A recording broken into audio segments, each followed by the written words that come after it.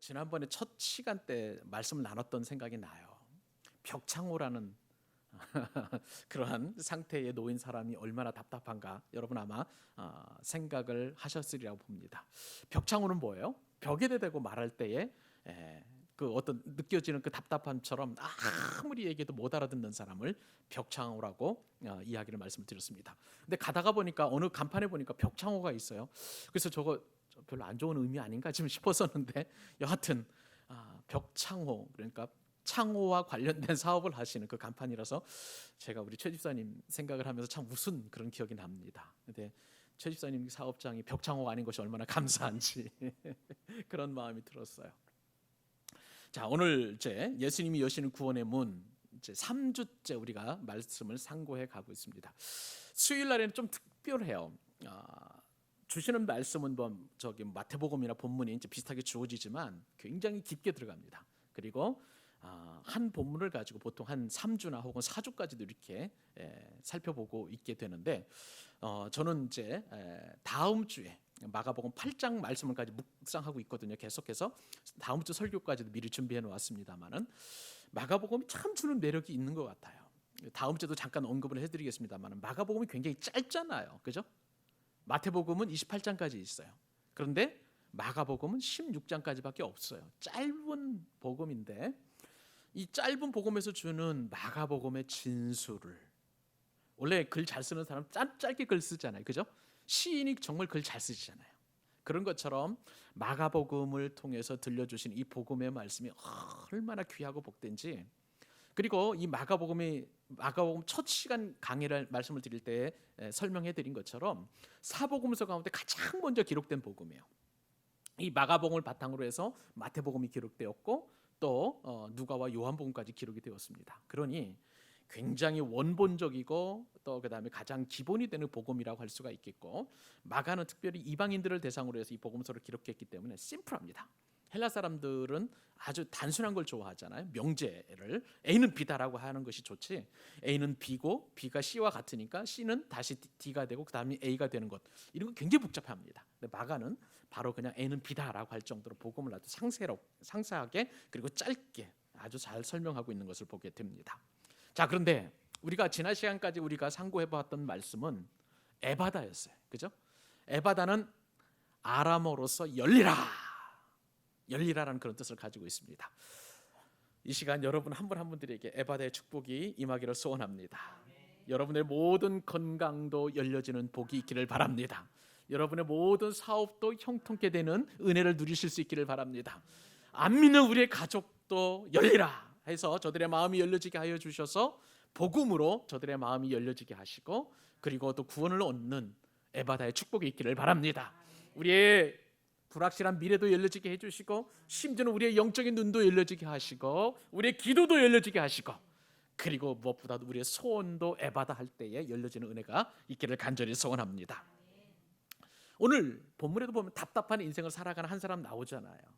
우리가 잘 아는 것처럼 귀가 들리지 않아요. 그리고 말을 잘 못 알아들으니까 말도 하는 것도 좀 또박또박 하지 못하고 어눌합니다. 말 좀 답답하게 하는 분들이나 혹은 어눌하게 하는 분들 참 어려움이 있을 것 같아요. 그런데 이렇게 말 듣지 못하고 말을 어눌하게 했던 그런 사람이 귀가 열려지는 에바다의 복을 주님께서 허락해 주신 거예요. 에바다 하시니까 귀가 열려지게 되었고, 또 주님께서 침을 뱉어서 그의 혀에 딱 댔더니 입이 풀려지는 그런 은혜를 경험하게 되었습니다. 말도 하게 되는 그런 분명히 그런 복을 얻게 되었던 것이죠. 자, 여러분, 보통 우리가 귀머거리가 말을 듣게 되고 그 다음에 말이 어눌한 사람이 말을 하게 된다는 것은 굉장히 많은 반복적인 연습이 필요합니다. 그렇지 않겠어요? 지금 처럼 그 성경에 있는 본문처럼 에바다 해가지고 열려지는 것은 거의 흔치 않지 않아요. 그러니까 계속 반복해서 훈련하고, 그리고 마치 이제 낙숫물에 바위구멍이 뚫리는 것처럼 그렇게 작은 조금씩 계속 연습하고 반복해서 그렇게 귀가 열리고 또 말을 잘 할 수 있는 그런 단계까지 이르게 됩니다. 근데 오늘 본문에 보니까 그게 아니에요. 예수님께서는 그냥 한순간에 말씀으로 선포하셨을 때에 이것이 모든 문제가 근본적으로 해결되는 것을 보게 됩니다. 혹시 여러분 헬렌 켈러라는 그 여사를 좀 아시는지 모르겠습니다. 이분은 미국의 작가이고 교육자이고 사회운동가인데, 이 헬렌 켈러 여사는 청각 장애인이자 시각 장애인이었고 또 말도 할 수 없는 장애인이었어요. 그러니까 복합 장애를 앓고 있는 것이죠. 근데 이 헬렌 켈러 여사가 어떤 말을 하게 되었냐면, 시각 장애는 사물과의 그 관계를 단절시키고, 왜냐하면 보이지 않으니까요, 그죠? 그 다음에 청각 장애는 사람과의 관계를 단절시킨다라고 이렇게 이야기했습니다. 곰곰이 생각해 본 게 맞는 것 같아요. 그분은 이제 그렇게 삶을 살았으니까 사물과의 관계도 차단되었고 사람과의 관계도 차단된 그런 답답한 인생을 살게 되었는데, 이분은 원래는 이제 좀 정상화로 태어났다가 생후 19개월쯤 됐다가 아주 중한 병을 앓게 되었는데, 그러면서 이 중한 병 때문에 청각, 시각, 그다음에 말하는 그런 이야기까지 다 이제 잃어버리는 그런 상황이 되었던 것이죠. 이 헬렌 켈러의 그 말을 들으면서 좀 우리가 예수님께서 청각 장애를 고쳐 주셨고 또 말할 수 있는 이 장애를 고쳐 주셨다는 것은 단순히 그냥 듣게 되었다는 사실, 그리고 말하게 되었다는 사실을 뛰어넘는다는 것을 알게 됩니다. 무슨 말씀인가요? 예수님은 청각 장애인이 하나님 나라의 이론으로 하나님을 예배할 수 있도록 회복시켜 주신 거예요. 우리가 마태복음 강해를 통해서 주일날마다 은혜 받을 때에 사람 중에서 이런 감각이 없는 사람들, 잃어버린 사람들, 뭐 안진뱅이라든지 눈먼 자라든지 또 귀를 듣지 못하는 사람, 또 말하지 못하는 사람과도 같은 사람들은 이사야서의 예언된 말씀에 따르면 그 사람들은 하나님의 저주를 받은 사람이라고 그랬어요. 흠결 있는 사람이에요. 그러니까 하나님을 예배할 수 있는 자리에 나올 수 없는 그런 사람들 아니겠습니까? 그런데 예수님께서 저들에게 오셔서 고쳐주시고 회복시켜 주시니 온전한 하나님의 백성으로 들어갈 수 있도록 문을 열어주신 거예요. 그렇기 때문에 열리라예요. 그렇기 때문에 열리라가 되는 것입니다. 그래서 하나님 나라의 일원으로서 하나님을 예배하고 찬송하고 기뻐하고, 그리고 정말 정상적인 사람, 흠없고 티도 없는 그 사람들처럼 그렇게 거룩하게 하나님 앞에 나아갈 수 있다는 것은 축복 중에 축복인 거예요. 헬렌 켈러 여사가 말한 것처럼 사물과의 단절에서 이제 소통이 되었고, 사람과의 관계에서 단절에서 소통이 되었고, 무엇보다도 하나님과의 관계 속에서도 또한 열려지는 은혜를 경험하게 되었던 것입니다.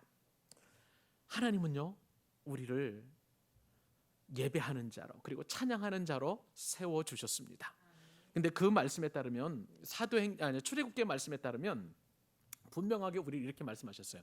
출애굽기 4장 11절 말씀에 따르면 여호와께서 그에게 이르시되 누가 사람의 입을 지었느냐, 누가 말 못하는 자냐, 못 듣는 자냐, 눈 밝은 자냐, 맹인이 되게 하였느냐, 나 여호와가 아니냐. 모든 사람들을 다 그렇게 만드신 것들은 어떤 형태든지 간에 하나님을 찬양하고 하나님을 예배하고 하나님을 경배할 수 있도록 우리의 토기장이 되신 주님께서 그렇게 만들어 주셨다는 거예요.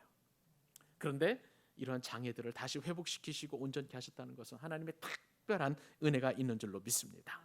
여러분, 우리 교회는요, 이러한 사람들을 주께로 나오게 하는 일에 쓰임 받았으면 참 좋겠습니다. 무슨 말씀입니까? 오늘 보면 이 듣지도 못하고 말하지도 못하는 사람을 누군가 어떤 사람들이 예수님께 안수받게 하기 위해 데리고 나온 거예요. 그러므로 우리도 예수님의 그러한 기적과 능력을 통해서 열리는 그 축복을 받도록 우리 교회에도 신추적인 그런 장애가 있지만 우리가 축복의 통로가 되어서 저들을 하나님께로 인도하는 일에 쓰임 받기를 간절히 소원합니다. 근데 오늘 본문에 보니까 제목이 뭐냐면 예수님께서 여시는 구원의 문이었어요. 우리 첫 번째 이 구원의 문은 어떻게 열려지냐면은 항상 그 때가 정해진 것은 아니라고 그랬어요. 그렇기 때문에 우리가 전도나 복음을 전함으로 말미암아서 그 때를 만들어 갈 때에 구원의 문이 열린다. 예수님께서 그렇게 하셨잖아요. 시도 때도 없이 그냥 가서 항상 주의 복음을 전해서 하나님 나라가 임할 수 있도록 그 때를 만들어 가신 거예요.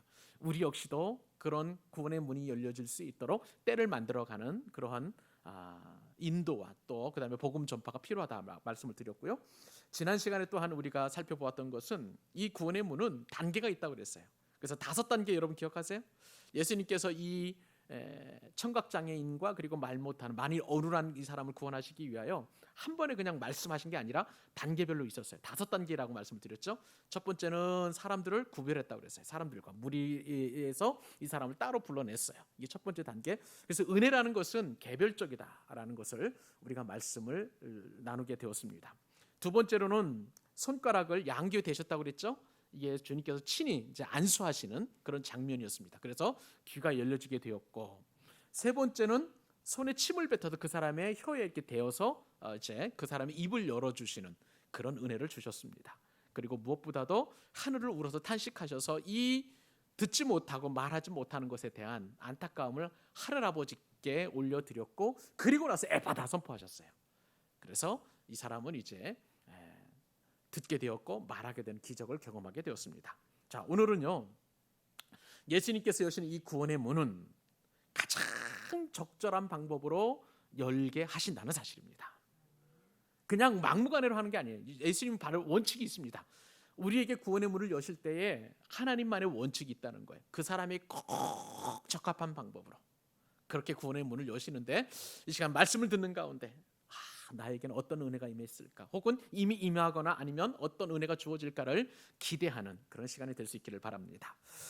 여러분, 우리가 믿음을 확실하게 고백하는 한 가지 있어요. 하나님은 어제나 오늘이나 영원토록 변함이 없으신 분이십니다. 영원하신 분이십니다. 그런데요, 이러한 영원하신 하나님께서 항상 통일적으로, 그러면 똑같은 방법으로 사람들의 구원을 베푸시는 것이 아니라 각 사람에 맞추어서, 형편에 맞추어서, 상황에 맞추어서 심령을 고려하셔서 그렇게 구원의 문을 여신다는 사실입니다.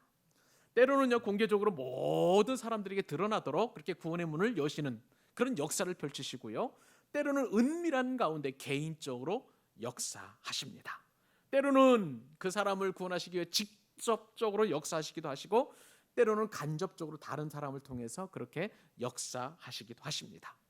때로는 예수님께서 은혜 주실 자를 직접 찾아가셔서 그렇게 역사하시기도 하시고요, 때로는 중보기도하는 사람의 그 기도를 통해서 구원의 문을 여시기도 하십니다.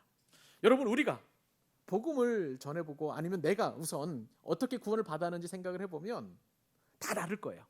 제가 구원받은 것하고 여러분이 구원받은 방법은 일치되지가 않습니다. 이것은 바로 저의 상황에 맞춰서, 여러분 한 사람 한 사람의 상황에 맞춰서 예수님께서 구원의 문을 여신 증거라고 할 수가 있겠습니다. 여러분, 예수님을 믿게 된 그 과정 속에서도 마찬가지라고 말씀을 드렸죠. 어떤 사람은 말씀을 읽다가 예수 믿을 수도 있어요. 어떤 사람은 설교를 듣다가 꼭 나에게 하는 그런 말씀처럼 들려질 때가 있는 것이죠. 어떤 사람은 기도를 통해서, 어떤 사람은 질병을 통해서, 어떤 사람은 고난을 통해서, 어떤 사람은 가난을 통해서, 어떤 사람은 실패를 통해서 예수님께서 구원을 베풀어 주십니다. 그러므로 우리는 인정해야 될 것이 있는데, 그것은 신앙의 다양성이에요. 구원의 다양성입니다. 똑같은 방법으로 우리에게 구원의 문을 여시는 것이 아니라 각 사람에게 각자 다른 방법으로 그렇게 구원의 문을 여신다는 것, 이 다양성을 꼭 인정할 필요가 있는 것입니다.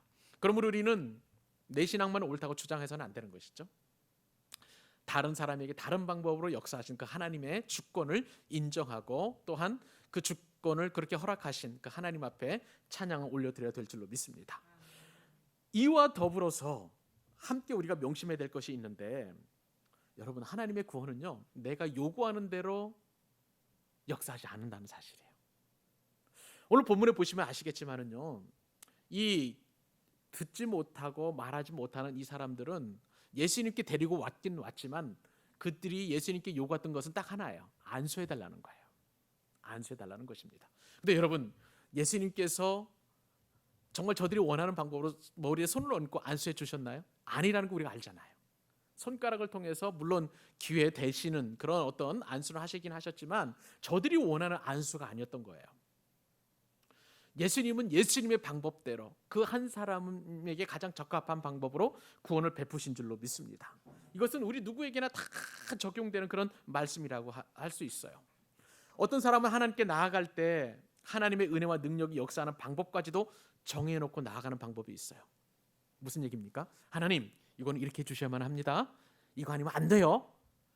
우리가 기도할 때 그런 기도의 유혹을 받지 않습니까? 여러분 어떠세요? 여러분들은 신앙이 성숙하셔서 그렇게 기도 안 해보셨는지 모르겠지만 저는 그렇게 기도해봤어요. 하나님 이거 이렇게 해주셔야 되고요.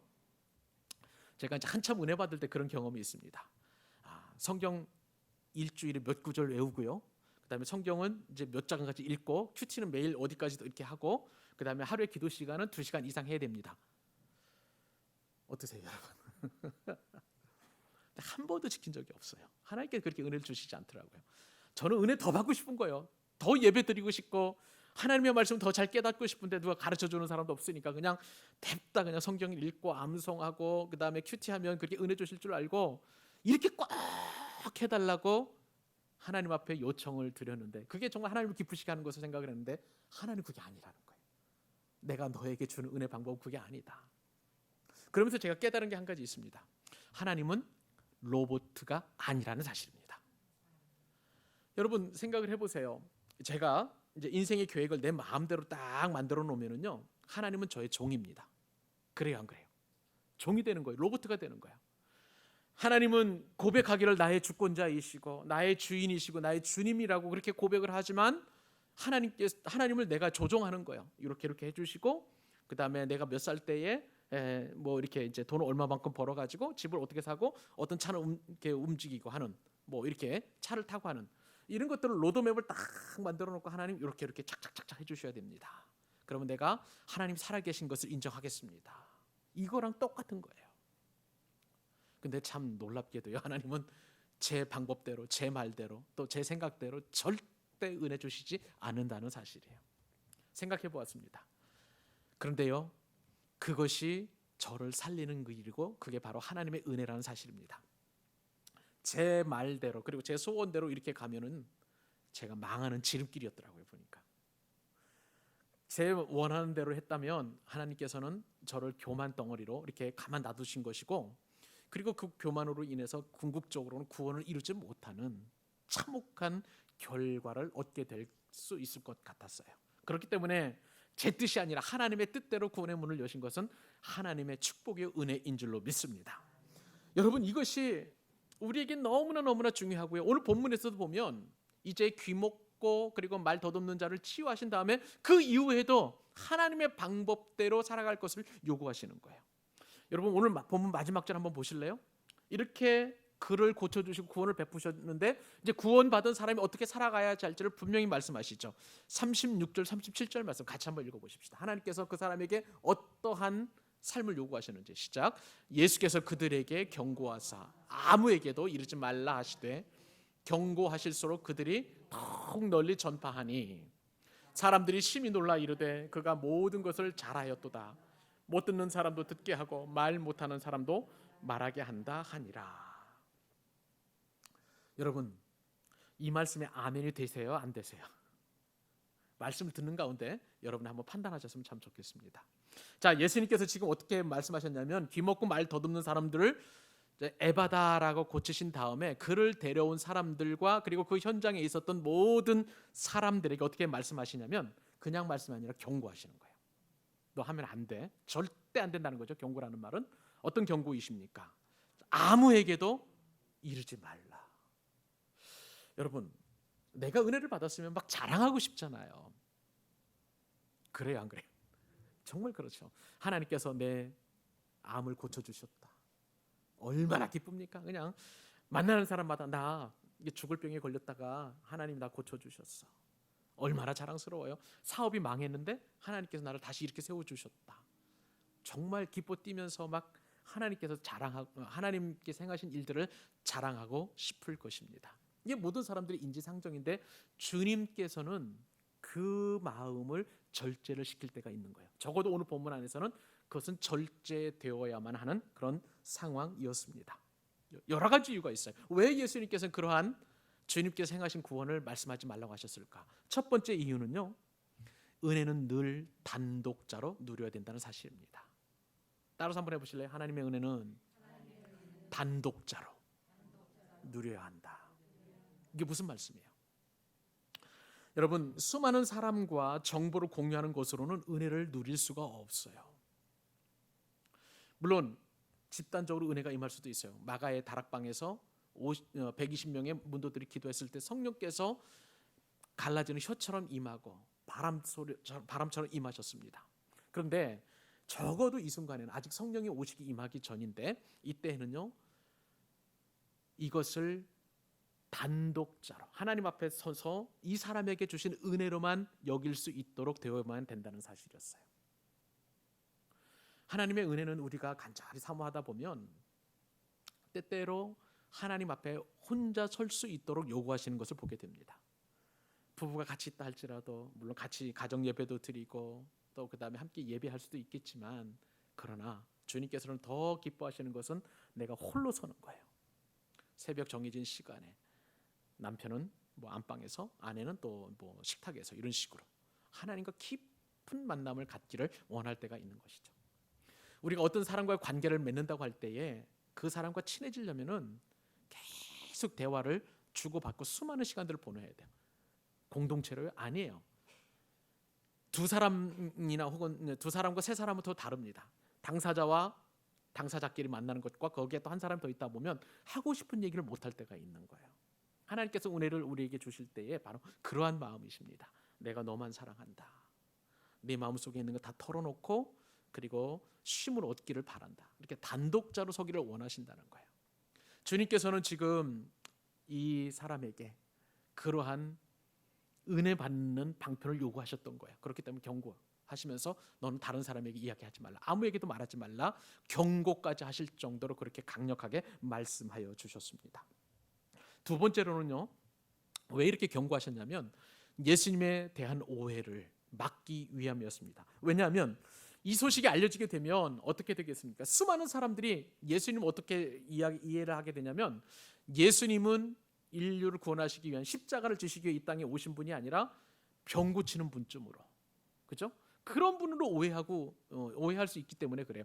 이 마가복음 8장의 본문에서는 예수님께서 아직 십자가를 지셔야 될 시간이 아니었어요.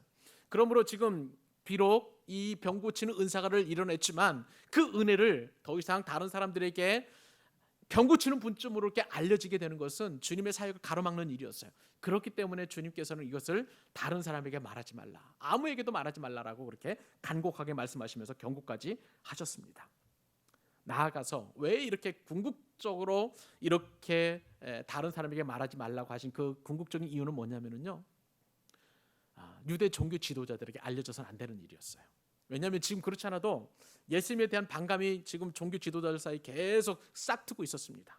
우리가 예전에 살펴보았던 것처럼 마가복음 7장 앞쪽에서 1절이나 뭐 이렇게 이후에 앞쪽에서 바라봤었을 때에 장로들의 전통을 지켰던 이 바리새인들과 서기관들이 예수님과 그의 제자들이 어떤 존재인지를 알기 위해서 예루살렘으로부터 파견 나와서 이 가버나움 지역에서 예수님께서 행하신 일들을 바라본 거예요. 그랬더니 하필이면 그들이 가장 중요하게 여겼던 안식일법과 그리고 정결법 가운데 이 정결법을 어겼잖아요. 그렇기 때문에 예수님과 깊은 논쟁을 나누게 되었고, 그리고 저들 가운데 율법을 무시하는 그 예수님에 대하여 적개심 품게 만들었던 거예요. 그러니까 이것이 이제 더군다나 그런 상황 속에서 이 귀 먹은 사람이 귀가 열려지고 말이 어눌한 사람이 말을 했다. 이것은 그들이 생각하기에도 메시아라는 증거인데, 이 예수라는 그 존재, 눈에 가시와도 같은 존재가 일반 사람들에게 메시아로 알려진다면 그들의 기득권 자체가 다 포기되는 그런 상황이기 때문에 철저하게 이것을 이제 공격할 그 빌미를 삼을 수 있었다는 거야. 그렇기 때문에 주님께서는 그러한 것까지 미리 예측하셔서 절대 말씀하지 말라고 하신 것이죠. 근데 여러분, 사람의 심정이 어떻습니까? 하지 말라면 더 하는 거예요. 이 사랑의 죄악된 속성인데, 사람들 보세요. 37절 말씀을 보니까, 자 36절 하반절 보니까 경고하실수록 그들이 더욱 널리 전파하니 청개구리가 따로 없습니다. 하지 말라고 누르면 누를수록 더 하는 그러한 죄악의 속성이 이 안에 있는 것을 보게 됩니다. 그리고 37절에 보니까 사람들이 심히 놀라 이르되 그가 모든 것을 잘하였도다. 예수님께서 행하신 일들은 다 잘했다는 거예요. 모든 것 다 잘했다는 거예요.